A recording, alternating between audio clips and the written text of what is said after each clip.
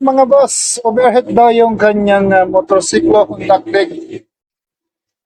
150 or 125. Overhead daw kasi nga check natin yung langis. Overhead na raw yung kanyang motor. So, alug-alugin natin. Yan. Check.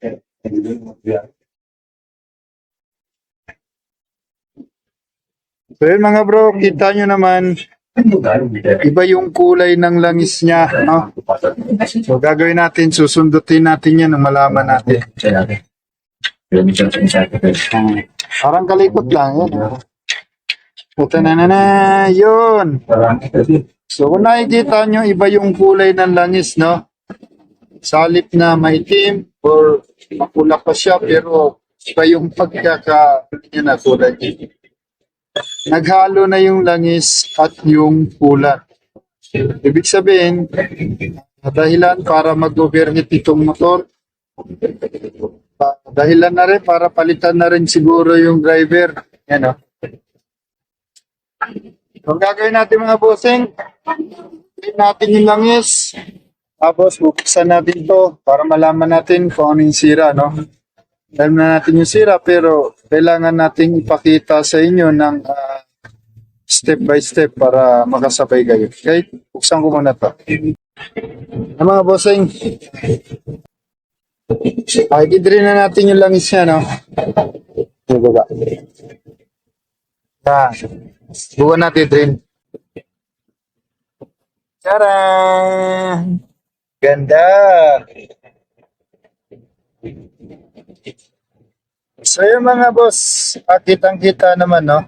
Naghalo na nga yung langis at yung kulay.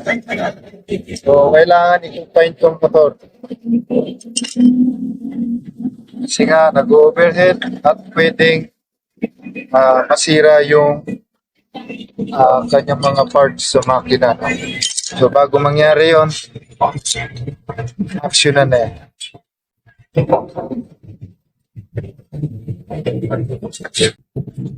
So yung mga bossing, ipapakita ko lang sa inyo na actual at hindi siya birong baklasin. Kaya dapat pag binaklas nyo to, sisiguraduhin nyo na may babalik nito maayos. Sobrang daming post nito. Siguro magandang idea lang, no? Picturean nyo muna and then bago nyo baklasin para meron kayong pattern, no? Meron kayong palatandaan pagkalas kabit, no? Kasi talagang madugo sa baklasan to. Lahat na nakakonek na hose dyan, kailangan yan baklasin. Ha? Yan, yan, lahat yan para mabaklas na. Ito yung tatanggalin natin. Kailangan natin itong baklasin. Sa mga ganitong mga sitwasyon ng motor na naghalo na yung kulan sa yung langis, kailangan i-drain na rin yung kulan. Kasi nga minsan yung langis pumapasok din sa kulan. Kaya kailangan linisin lahat yung dapat linisin. So mga bro, mga boss, hindi ko nabibidyoan kung paano baklasin to kasi nga marami talaga to. Kaya nga nagbigay ako ng idea, picturean nyo muna lahat para magbigay yung mahirapan sa pagkalit. Ito talaga yung babaklasin na. So, babaklasin ko muna, no? So yung mga boss, natanggal ko na, no? Ito yung papalitan ng buo. Papalitan na to. Kaysa mag-refer kayo, palitan nyo na lang. Parang red doors lang yan, no? Gusto nating malasing, hindi tayo, siyempre. Dahil ito, sira na to, kung re-repair mo to, pwedeng mabackjob to at bumalik-balik pa yung customer, no? Mainam na bumili na lang, palitan na lang ito ng bahay. So yung mga tinanggal natin, bibilangin natin, ito, isa, yung hose. Ito yung isa, dalawa, tatlo, apat, no? Apat na hose. Isa, dalawa, tatlo, apat. O hindi na natin to, pwede naman hindi na natin to tanggalin. Pero paalala ko lang mga boss, pag tinatanggal niyo yung mga bawang boss na to, tanyo na wag mapunit, no? Ingatan yung wag mapunit. Kasi nga, mahirap hanapin itong boss na to. Kung may makita man kayo, kulang siya sa kalidad. Pwede siyang pumutok, no? Mahirap hanapin to. So, ito na yung problema ni Sir, no? Naghalo na yung kulan. So, saan nga ba pumasok yung kulan? At siya, oh, dito yan, yan. Yan mismo sa pinaka-bearing na to. Diyan na dumaan yung kulan. Pasok naman doon sa loob ng makina. Kaya ganyan ang kulay.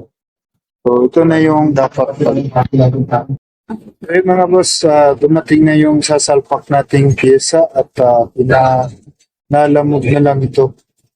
So, ito lang yung binili talaga, no? Kasi nga, nakakalas naman itong sangkot. Then, buo pa to.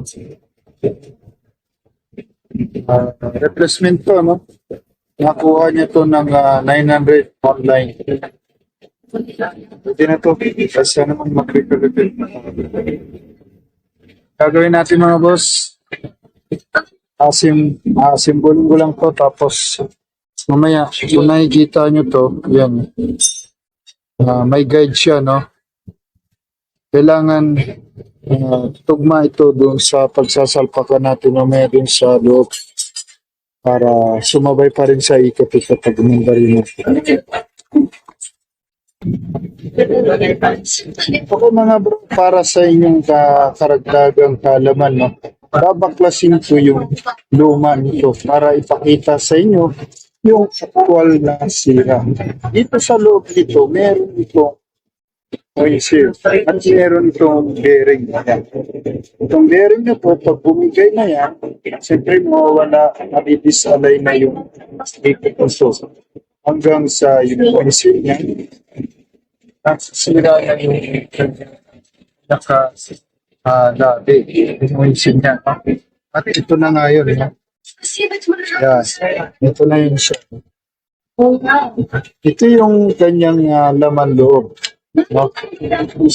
Meron niyang pan. Yan, parang ventilador. Yan, ganyan yan. So, ito naman yung kanyang oil seal. Yan. Durog na. Yan. Kitang-kita nyo, di ba? At ito naman yung yan. Ito yung pinaka-bearing na, no? Yan. Alog na yung bearing na. Sirang-sira na. Durog na. So, ito na yung dahilan yung pagkasira. Kaya sa halip niya, i-repair nyo pa so, bumili na lang kayo ng bago. Advice ko lang, pero kung kaya nyo naman i-repair, nasa sa inyo.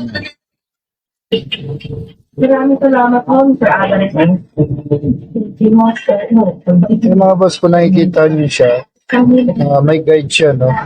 Tapos, sakto nyo siya doon sa... So yung mga boss, sakto nyo lang siya dito. May guide siya. Kailangan may pasok.